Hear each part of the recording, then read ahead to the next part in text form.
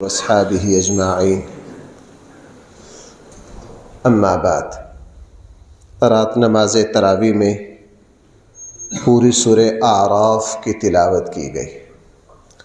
رات نماز تراویح میں سورۃ الاعراف مکمل کی تلاوت کی گئی۔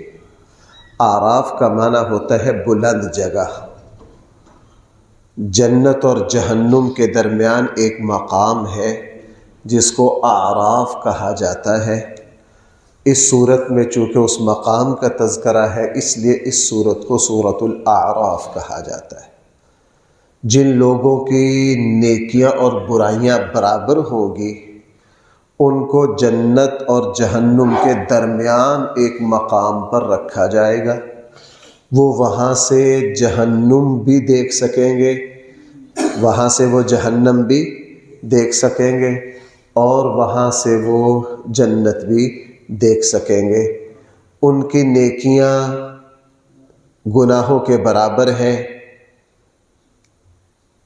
اللہ کی رحمت کو یہ گوارا نہیں کہ گناہوں کے نیکیوں کے برابر ہونے کی وجہ سے ان کو دوزخ میں بھیج دے، چونکہ نیکیاں بھی بہت ہیں، اور نیکیاں کچھ جو ہیں وہ اتنی نہیں ہیں کہ کس کے مستحق بنے، جنت کے۔ ان کو اعراف میں ٹھہرایا جائے گا، اور ٹھہرانے کے بعد میں پھر اللہ تعالیٰ اپنے فضل سے، اپنے کرم سے ان کو جنت کا داخلہ عطا فرما دیں گے۔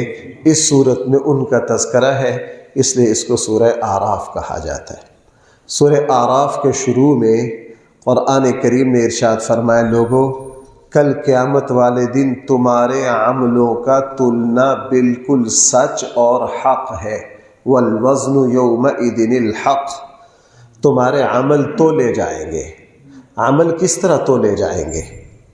اس کی ایک شکل یہ ہوگی، اللہ تعالیٰ عملوں کو مجسم کر دیں گے، عملوں کو جسم عطا فرمائیں گے۔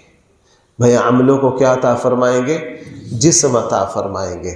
وہاں نماز کا ایک وجود ہوگا، روزے کا ایک وجود ہوگا، قرآن کی ایک شکل ہوگی۔ ان کی عملوں جو ہم نے عمل کیے ہیں، اللہ ان کو وجود دے دیں گے، اور وجود دے کر پھر ان کو تولا جائے گا۔ اور یہ اللہ تعالیٰ کے لیے کچھ بھی مشکل نہیں ہے۔ 10 چیزیں یہاں موجود تھیں، ہمیں ان کے وجود کا پتہ نہیں تھا، اب جدید تحقیقات سے ان کا وجود ثابت ہو رہا ہے۔ نمبر 2، عمل تلنے کی ایک شکل یہ ہوگی کہ جس بندے نے نیکیاں کی ہیں، اللہ ان کی نیکیوں کی برکتوں کو ان کے وجود کا حصہ بنا دے گا۔ ان کا وجود وزنی ہو جائے گا۔ ان کا وجود کیا ہو جائے گا؟ وزنی ہو جائے گا، موٹا نہیں ہوگا، روحانی طور پر کیا ہو جائے گا؟ وزنی ہو جائے گا، اور ان انسانوں کو تولا جائے گا۔ رسول اللہ صلی اللہ علیہ وسلم نے فرمایا، عبداللہ ابن مسعود رضی اللہ عنہ، جن کا قد نسبتاً چھوٹا تھا، دبلے پتلے سے تھے، باریک سی پنڈلیاں تھیں، لیکن حضور کے صحابہ میں بہت اونچے درجے کے فقیہ اور محدث اور مجتہد صحابی تھے، حضرت عبداللہ ابن مسعود رضی اللہ عنہ۔ رسول اللہ صلی اللہ علیہ وسلم نے فرمایا، عبداللہ ابن مسعود کا نامہ اعمال میں احد پہاڑ سے زیادہ وزنی ہوں گے۔ اور خود نبی کریم صلی اللہ علیہ وسلم کے جسم اطہر میں وزن بہت زیادہ تھا۔ ایسا نہیں کہ آپ کا وجود بھاری تھا، آپ کا وجود تو حسن و جمال کا مجسمہ تھا۔ آپ علیہ السلام جسمانی طور پر اللہ نے کمال رسول اللہ صلی اللہ علیہ وسلم کو جسمانی جسم کی ظاہری شکل بھی عطا کی تھی، لیکن اس کے باوجود رسول اللہ صلی اللہ علیہ وسلم کے جسم اطہر میں وزن تھا۔ وہ وزن وحی اور عملوں کا تھا۔ آپ حضرات کو پتہ ہے، جب مکہ فتح ہوا تو بیت اللہ پر جو بت تھا، رسول اللہ صلی اللہ علیہ وسلم نے حضرت علی سے کیا فرمایا تھا؟ میرے کندھوں پر چڑھ کر اس بت کو گراؤ۔ حضرت علی نے ادباً عرض کیا، اللہ کے رسول آپ میرے کندھوں پر چڑھو۔ رسول اللہ صلی اللہ علیہ وسلم نے انکار کیا، لیکن جب حضرت علی نے اصرار کیا اور پھر اللہ کے نبی اوپر چڑھنے لگے، اللہ کے نبی نے ابھی ہاتھ ہی رکھا ہے تو حضرت علی نیچے بیٹھ گئے۔ حالانکہ حضرت علی بہت مضبوط جسم کے مالک تھے، سمجھ گئے اس لیے صحابہ اکرام فرماتے ہیں کہ رسول اللہ صلی اللہ علیہ وسلم کے جسم اطہر میں وزن بہت تھا۔ یہ اعزاز صرف سیدنا صدیق اکبر ہی کو حاصل ہے کہ غار ثور میں وہ رسول اللہ صلی اللہ علیہ وسلم کو کندھوں پر اٹھا کر غار ثور تک لے گئے۔ یہ اعزاز کسی اور کو حاصل نہیں ہے۔ بہرحال عملوں کے تلنے کی ایک شکل یہ ہوگی کہ نیکیوں کی جو روحانی وزن ہوگا اس کو نیک لوگوں کے جسم میں داخل کر دیا جائے گا، تو اس صاحب عمل کو تولا جائے گا۔ آپ کیا کہہ سکتے ہیں، کس کو تولا جائے گا؟ صاحب عمل کو تولا جائے گا۔ یہ دوسری شکل ہوگی۔ تیسری شکل یہ ہوگی کہ فرشتوں نے جو ہر بندے کے نامہ اعمال لکھے ہیں، جیسا کہ صحیح حدیث میں آتا ہے، آقا کریم صلی اللہ علیہ وسلم نے ارشاد فرمایا کہ عصر کے وقت فرشتے کی ڈیوٹی تبدیل ہوتی ہے اور فجر کے وقت تبدیل ہوتی ہے۔ کرامن کاتبین، قرآن میں بھی تذکرہ ہے، وہ ہمارے سارے نامہ اعمال کو لکھ رہے ہیں۔ وہ جو فائلیں جو لکھیں گے ان کو تولا جائے گا۔ نیکیوں والی فائل کو ایک طرف رکھا جائے گا اور گناہوں والی فائل کو دوسری طرف رکھا جائے گا۔ عملوں کے تلنے کی ایک شکل یہ ہوگی۔ اور ہمارے آقا صلی اللہ علیہ وسلم نے ارشاد فرمایا، میں نے قیامت والے دن نامہ اعمال کو تلنے کا منظر دیکھا، میں نے نیک عملوں میں سب سے زیادہ وزنی جس عمل کو پایا وہ اچھے اخلاق ہیں۔ بھائی وہ کیا ہے؟ وہ اچھے اخلاق ہیں۔ قرآن کریم نے سورہ اعراف کے دوسرے رکوع میں شیطان کا اور حضرت آدم کے واقعہ کو تفصیل سے ذکر کیا۔ قرآن اس کو بار بار ذکر کیوں کرتا ہے؟ تاکہ ایک ابن آدم کے ہر ایک اولاد کو پتہ، ابن آدم میں سے ہر ایک کو پتہ ہو کہ ہماری شیطان کے ساتھ دشمنی کہاں سے چلی۔ اللہ نے آدم علیہ السلام کو اپنا خلیفہ بنایا، فرشتوں کو حکم دیا جیسے ہی روح ڈالو تم سب نے سجدہ کرنا ہے۔ شیطان کو بھی حکم دیا، سب نے سجدہ کیا۔ شیطان نے کیا کہا؟ انکار کر دیا یہ کہہ کر کہ میں اس سے بہتر ہوں۔ کیا؟ حالانکہ بہتری کا فیصلہ خود سے نہیں کرنا ہوتا بھائی، بہتری کا فیصلہ اللہ کرتے ہیں۔ کون کرتا ہے؟ اللہ۔ میں کیا ہوں اس کا فیصلہ میں اپنے منہ سے نہیں کر سکتا، اس کا فیصلہ صرف کس کے پاس ہے؟ جو بہتر ہوتا ہے اللہ تعالیٰ اس کی بہتری لوگوں کی زبان پر جاری کر دیتا ہے۔ خود سے دعویٰ کیا کہ میں بہتر ہوں اور اللہ تعالیٰ کا انکار کر دیا۔ اگر کوئی بندہ بہتر بھی ہو اس کا یہ مطلب تھوڑا ہے کہ اللہ کی بغاوت کر دے، اللہ کی کیا کر دے؟ بغاوت کر دے۔ لہٰذا غرور کیا، اور تکبر اور غرور بھائی ایسی گناہ کی جڑ ہے کہ جب یہ پیدا ہو جاتا ہے تو یہ 10 گناہوں کو خود بخود کیا کر دیتا ہے؟ پیدا کر دیتا ہے۔ اور یہ اس نے اللہ تعالیٰ کی بغاوت کی، اور یہاں دھمکی بھی توبہ نعوذ باللہ اللہ کو دی کہ آپ نے مجھے گمراہ کیا ہے ابن آدم کی وجہ سے، میں اس کے آگے پیچھے دائیں بائیں ہر طرف سے اس کو گمراہ کرنے کی کیا کروں گا؟ کوشش کروں گا۔ اللہ تعالیٰ نے فرمایا تم کوشش کر لو، ہاں جو میرے مخلص بندے ہیں وہ کبھی بھی تیرے ہاتھ میں نہیں آئیں گے۔ اس واقعہ کا ایک پہلو تو یہ ہے کہ ہم اپنے دشمن کو مد نظر رکھیں۔ دوسرا پہلو جو بہت ہی اہم ہے کہ شیطان نے غرور کیا، ہم اپنے آپ کو غرور سے بچائیں گے۔ اس نے حضرت آدم سے حسد کیا، ہم اپنے آپ کو حسد سے بچائیں گے۔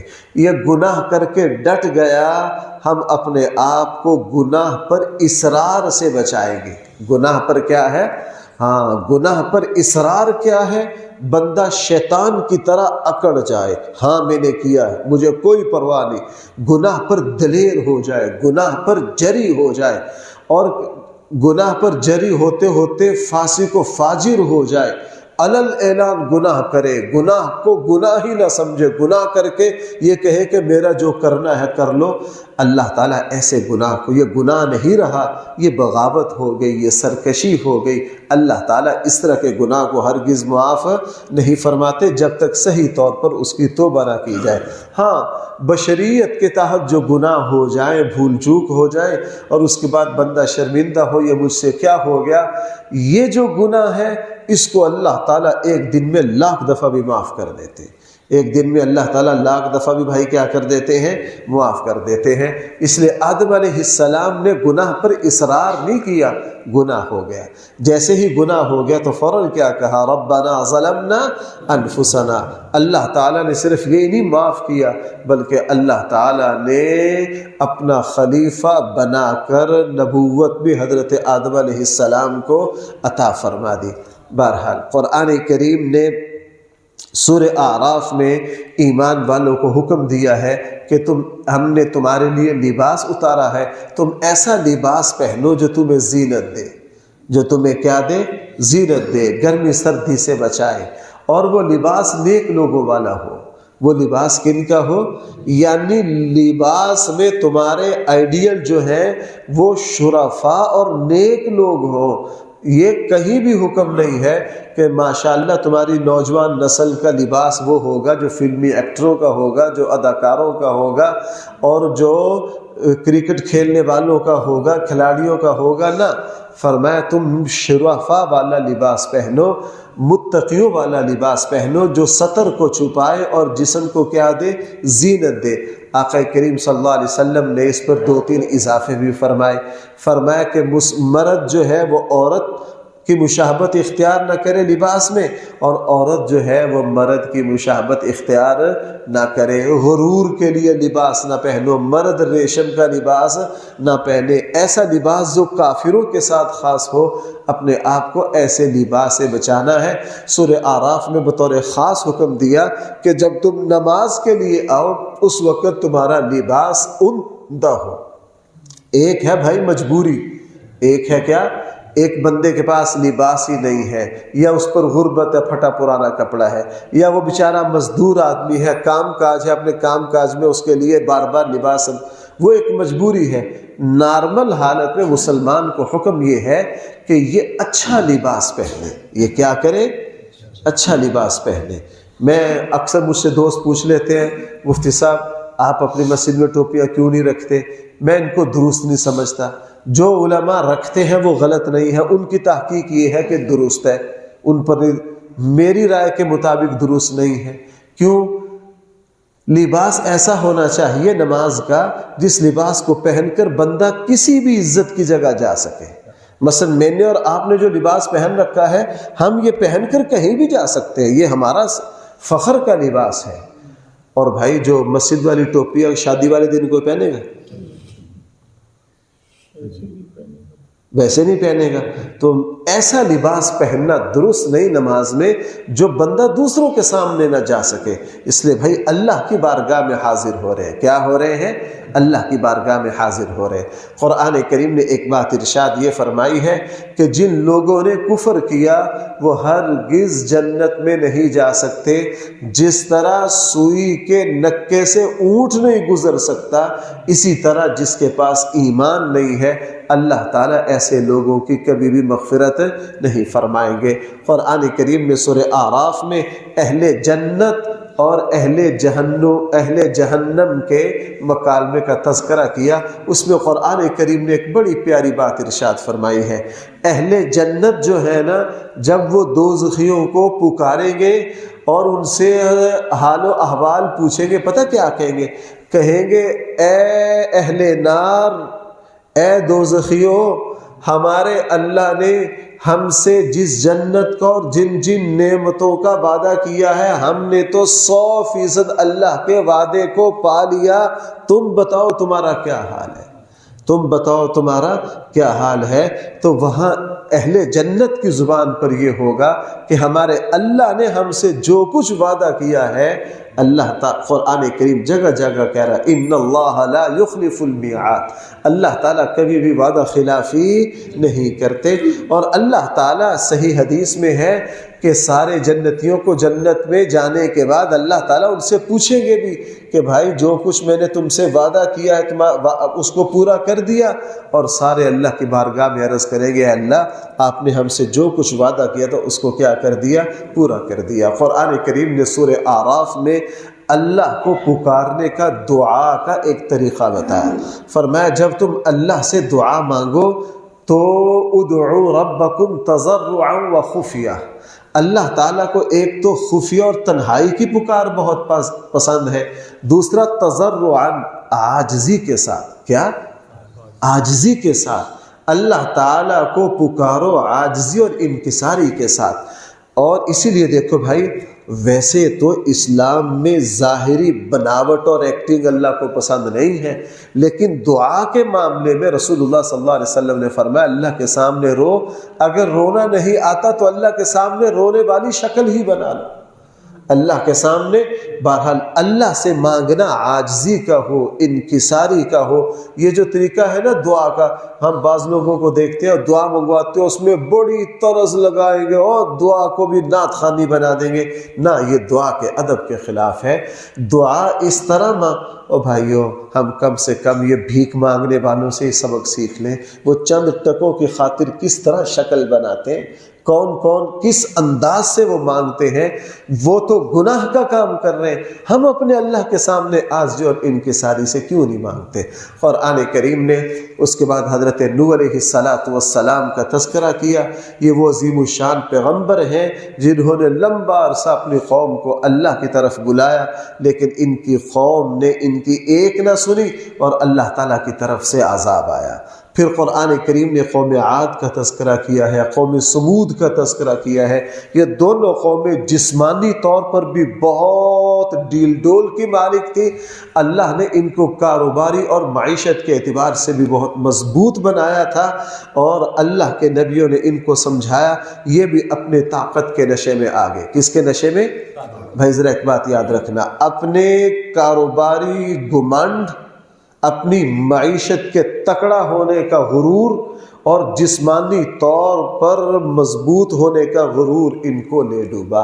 یہ تو مر آگے۔ میرے اور آپ کے لیے سبق یہ ہے بھائیوں، اگر بہن بھائیوں میں سے اللہ کسی کو مالی طور پر مستحکم کر دے، ایسا نہیں اس کا لہجہ بدل جائے، ایسا نہیں کہ وہ اپنے غریب بھائی کو ملنے سے کترائے۔ یہ چیزیں کوئی معنی نہیں رکھتی ہیں، یہ تو اللہ تعالیٰ نے آزمائش کے لیے دی۔ اللہ تعالیٰ نے کس کے لیے دیے ہیں؟ آزمائش کے لیے۔ لیکن بھائی جہاں تک میں سمجھ پایا ہوں، مومن ہمیشہ، مومن جس اعلیٰ سے اعلیٰ حالت میں بھی چلا جائے وہ فقر کو پسند کرتا ہے، وہ کبھی بھی غریب سے نفرت۔ دیکھو ہمارے آقا کریم صلی اللہ علیہ وسلم کو اللہ نے کن شانوں سے نوازا، کن عظمتوں سے نوازا، لیکن ہمارے آقا صلی اللہ علیہ وسلم کے پاس مسلمان معاشرے کا غریب سے غریب بندہ اللہ کے نبی کے پاس بیٹھتا، بلکہ یوں لگتا ہے کہ اللہ کے نبی غرباء پر زیادہ نظر شفقت فرماتے، غرباء پر کیا کرتے؟ زیادہ نظر شفقت فرماتے۔ ہمارے اردو میں کہا جاتا ہے اگر بندہ اگرچہ بادشاہ بن جائے لیکن مزاج کا فقیر ہی ہونا چاہیے۔ مزاج کا کیا ہونا چاہیے؟ فقیر ہی ہونا چاہیے۔ قوم شعیب کا تذکرہ کیا، وہ ناپ تول میں کمی کرتی، وعدہ خلافی کرتی، بے ایمانی کرتی، یہ مارکیٹ کے ڈاکو تھے، اللہ تعالیٰ نے ان کو تباہ و برباد کر دیا۔ اور مجھے یوں لگتا ہے ہمارا ملک جو معاشی طور پر دن بدن نیچے جا رہا ہے، اس میں جہاں حکومت کا، اداروں کا قصور ہے، وہاں بھائی عام بندے کا بھی قصور بہت زیادہ ہے۔ عام بندے کا قصور بھی کیا ہے؟ آپ دیکھ لیجئے، رمضان آتے ہی پھلوں کا ریٹ کہاں پہنچا دیا گیا ہے، مہنگائی کہاں پہنچا دی گئی ہے، ہر بندہ لوٹنے کے موڈ میں بیٹھا ہے۔ بھائیو ان چیزوں سے بندہ عدد کے اعتبار سے تو اوپر چلا جاتا ہے، لیکن برکت کے اعتبار سے علماء نے لکھا ہے بھائی ایک ہوتا ہے صحت اور ایک ہوتا ہے موٹاپا، ورم۔ اگر جسم پر ورم آ جائے اللہ نہ کرے جگر کمزور ہو جائے بڑھاپے میں. آپ نے دیکھا ہے گھٹنوں پر ٹخنوں پر ورم ہوتا ہے، اتنے اتنے موٹے ہو جاتے ہیں. بھائی وہ پہلوانی ہے یا بیماری؟ تو بیماری. ورم کو کوئی بھی صحت نہیں کہتا، ورم کو کوئی بھی صحت نہیں کہتا. یہ جو 2 نمبری سے مال اکٹھا کرنا ہے یہ ورم ہے. اور آپ کو پتا جب جسم پر ورم آ جائے تو جسم کیا ہو جاتا ہے؟ ناکارہ ہو جاتا ہے. یہی بے برکتہ مال ہے کہ اس کا حجم بڑھ جاتا ہے. وہ ورم ہے، وہ بیماری ہے، وہ کوئی رزق کی برکت نہیں ہے. قرآن کریم نے تفصیل کے ساتھ فرعون کا اور سیدنا موسیٰ علیہ السلام کا تذکرہ کیا. واقعہ مشہور ہے، لیکن اس واقعہ میں جگہ جگہ موسیٰ علیہ السلام یہ کہہ رہے ہیں کہ میں فرعون کے مقابلے میں اپنے اللہ سے مدد مانگتا ہوں. کس سے مدد مانگتا ہوں؟ اپنے اللہ سے. مسلمان ہر کام میں بسم اللہ الرحمن الرحیم پڑھ کر ہر اہم کام سے پہلے کس سے مدد مانگتا ہے؟ اور بھائی جو اللہ سے مدد مانگتا ہے وہ کبھی بھی ناکام نہیں رہتا. اور قرآن کریم نے حضرت موسیٰ کے واقعہ میں پھر وہ اس صورتحال کا بھی تذکرہ کیا جب حضرت موسیٰ نے یہ فرمائش کی تھی کہ اے اللہ ہم آپ کو دیکھنا چاہتے ہیں. اور حضرت موسیٰ کو بنی اسرائیل نے مجبور کیا. اللہ تعالیٰ نے ایک تجلی ڈالی، حضرت موسیٰ بے ہوش ہو گئے، اور جو 7 سردار تھے وہ تو مر گئے. پہلے پارے میں ان کا تذکرہ ہے. اس لیے اس دنیا میں رہتے ہوئے، پیچھے بھی ایک درس میں گزرا تھا وحید اعظم یومے میں، کہ ہم اس دنیا میں رہتے ہوئے اللہ کے دیدار کی اہلیت، ہماری آنکھ میں وہ نور اور وہ طاقت نہیں ہے جو اللہ کا دیدار کر سکے. ہاں اللہ تعالیٰ جنت میں جا کے وہ آنکھ عطا کریں گے جس میں یہ طاقت ہوگی. اس دنیا میں رہتے ہوئے میں بلا تکلف یوں کہہ سکتا ہوں یہ طاقت صرف ہمارے آقا کریم صلی اللہ علیہ وسلم میں تھی، جنہوں نے جو اللہ کا دیدار کر سکتے تھے. خواب میں بھی کیا، صحیح احادیث میں ہے. خواب میں تو رسول اللہ صلی اللہ علیہ وسلم نے اللہ کو کئی دفعہ دیکھا. ابھی جو میں نے رمضان سے پہلے جو 2 جمعے پڑھائے کہ اللہ کے نبی نے خواب دیکھا، اس میں تذکرہ ہے میں نے اپنے اللہ کی زیارت کی. کتنے حسن و جمال کے ساتھ، اس کو لفظوں میں بیان آقا صلی اللہ علیہ وسلم نے نہیں کیا. اور بھائی قرآن کریم نے اس بارے میں رسول اللہ صلی اللہ علیہ وسلم کی صفات ذکر کرتے ہوئے فرمایا ہم آخری نبی ایسا بھیجیں گے جو امی ہوں گے، جنہوں نے کسی سے لکھنا پڑھنا نہیں سیکھا ہوگا. اللہ تعالیٰ کو یہ گوارا نہیں تھا کہ میرے حبیب صلی اللہ علیہ وسلم کا کوئی اور استاد ہو. اللہ رسول اللہ صلی اللہ علیہ وسلم کے استاد براہ راست اللہ ہے، درمیان میں ذریعہ کون ہے؟ حضرت جبرائیل. عجیب بات ہے، یہ وہ ہستی ہے جس کو لکھنا پڑھنا تو نہیں آتا، لیکن پوری دنیا کے علم والے ساری زندگی رگڑے کھاتے رہے، اس ہستی کے علم کے ذرے کو نہیں پہنچ سکتے. اس ہستی کے علم کے ذرے کو نہیں پہنچ سکتے. اللہ تعالیٰ نے رسول اللہ صلی اللہ علیہ، بات لمبی ہو جائے گی، اللہ کے نبی کی زبان سے نکلے ہوئے 2 جملے اس کی تشریح کرتے کرتے 1400 سال محدثین کو گزر گئے. اور جیسے کنواں ہوتا نا بھائی، کنویں سے پانی نکالتے جاؤ اور آتا جائے گا، نکالتے جاؤ اور آتا جائے گا. اللہ کے نبی کی ایک ایک حدیث سے علماء مسئلے نکالتے جاتے ہیں اور اس میں اور مسئلے آتے رہتے، وہ ختم ہی نہیں ہوتے. اللہ نے آقا کریم صلی اللہ علیہ وسلم کی زبان مبارک کو علم کا ایسا چشمہ بنایا تھا. قرآن کریم نے اصحاب سبت کا تذکرہ کیا. یہ پہلی کسی امت کا یہودیوں کا واقعہ ہے کہ انہوں نے اللہ سے فرمائش کی ہمارے لیے ایک دن عبادت کے لیے مختص کر دیجئے. اللہ نے ہفتے کا دن مختص کر دیا، اس میں تم نے عبادت کرنی ہے، دنیا کا کام نہیں کرنا. اور چونکہ انہوں نے خود مطالبہ کر کے اللہ سے ہفتے کا دن مانگا. بھائی سمجھنا آخری بات، یہ بڑے کام کی بات ہے. انہوں نے خود کیا کر کے مطالبہ کر کے اللہ سے ہفتے کا دن مقرر کروایا. پھر آزمائش آئی کہ ہفتے کے دن تم کاروبار نہیں کر سکتے، یہ ایک سمندر کے کنارے رہتے. ہفتے کے دن پابندی لگی اللہ کی طرف سے کہ مچھلیاں نہیں پکڑ سکتے. کیا کرنا ہے؟ عبادت کرنی ہے. اور ہفتے کے دن مچھلیاں زیادہ بھڑکتی، زیادہ قریب آتی. یہ کیا کرتے؟ یہ کنارے پر، دریا کے کنارے پر چھوٹے چھوٹے حوض بنا کر کر مچھلیوں کو سارا یوں قابو کر کے اس حوض میں لے آتے اور اس کو بند کر جاتے، اگلے دن آ کے پکڑ لیتے۔ یہ اللہ تعالیٰ کو چکر دیتے۔ اس اللہ کو کون فراڈ مار سکتا ہے؟ اس اللہ کو کون فراڈ مار سکتا ہے؟ اور جب یہ کام شروع کیا تو اس قوم کے 3 حصے ہو گئے، ایک وہ جو یہ جرم کرتے، دوسرے وہ جو ان کو اس جرم سے منع کرتے، تیسرے یہ جرم نہ کرتے لیکن الگ تھلگ ہو گئے۔ اللہ تعالیٰ کا پھر عذاب آیا، جو اس عمل کا ارتکاب کرتے تھے اللہ جل جلالہ نے ان سب کی شکلوں کو مسخ کر دیا اور بندر بنا دیا، اور 3 دن کے بعد وہ سارے مر گئے۔ اللہ تعالیٰ کی طرف سے عذاب آیا۔ اس میں بھائی بڑی باتیں، ویسے تو اس طرح کے واقعہ کے لیے پورا گھنٹہ چاہیے، اس میں اتنا کچھ ہے۔ پہلی بات، انہوں نے خود اللہ سے کیا کیا؟ اس لیے اللہ تعالیٰ سے عاجزانہ سوال تو کرنا چاہیے، اللہ تعالیٰ سے عاجزانہ سوال کرنا چاہیے، لیکن یہ نہیں سمجھنا چاہیے کہ یار اللہ نے مجھے اگر بیٹا نہ ہی دیا تو میری زندگی ناکام ہو جائے گی۔ نہ، وہ اللہ بعض دفعہ بیٹیوں کے ذریعے اتنی خیر دے دیتا ہے کہ بندہ بیٹوں کے ہاتھوں ذلیل ہو جاتا ہے، اور بیٹیوں کے ذریعے اللہ بندے کو کہاں سے کہاں پہنچا دیتے ہیں۔ دوسری بات، نہیں عن المنکر کرنا، جہاں گناہ ہو اولاد کو ٹوکتے رہنا گناہ پر، اپنے رشتہ داروں میں نہیں عن المنکر ایک اللہ کو اتنا پسند ہے کہ اس سے آنے والا عذاب ہے کیا ہو جاتا ہے؟ ٹل جاتا ہے، ٹل جاتا ہے۔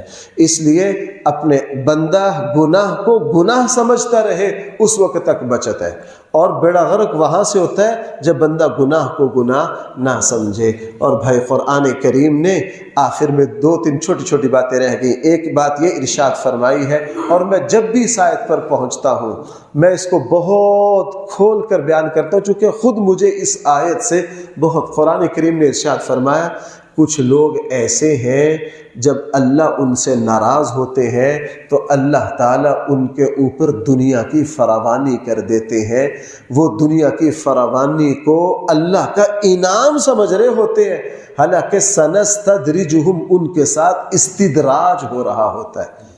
بھائی اللہ کی ناراضگی کی بہت خوفناک شکل ہے استدراج، قرآن کریم یہاں بیان کر رہا ہے سنستدرجہم۔ استدراج کیا ہے؟ اللہ دنیا کی نعمتوں کا دروازہ کھول دے اور بندہ یہ سمجھے کہ واہ واہ میرے اوپر بڑا فضل ہو رہا ہے، وہ نعمتوں میں یوں ڈوبے مال و دولت میں۔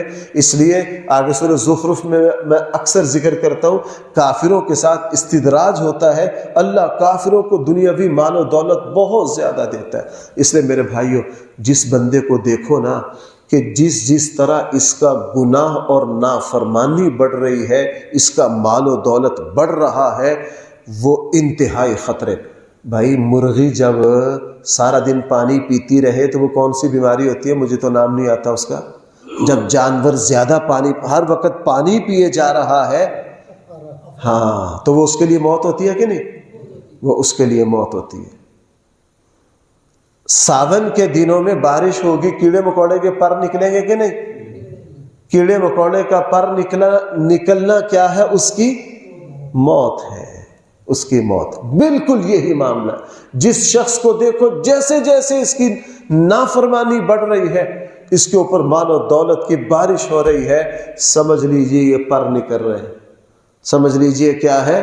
سنست۔ اس لیے اللہ کے نیک بندے اس چیز سے بہت ڈرتے ہیں کہ کبھی ہمارے ساتھ استدراج نہ ہو جائے۔ اللہ تعالیٰ مجھے اور آپ کو قرآن کریم کا صحیح فہم عطا فرمائے۔ الحمدللہ رب العالمین، والصلاة والسلام علی سید المرسلین وعلی آلہ واصحابہ اجمعین۔ ربنا آتنا فی الدنیا حسنہ وفی الآخرۃ حسنہ وقنا عذاب النار۔ صلی اللہ تعالی علی خیر خلقہ سیدنا مولانا محمد وآلہ واصحابہ اجمعین برحمتک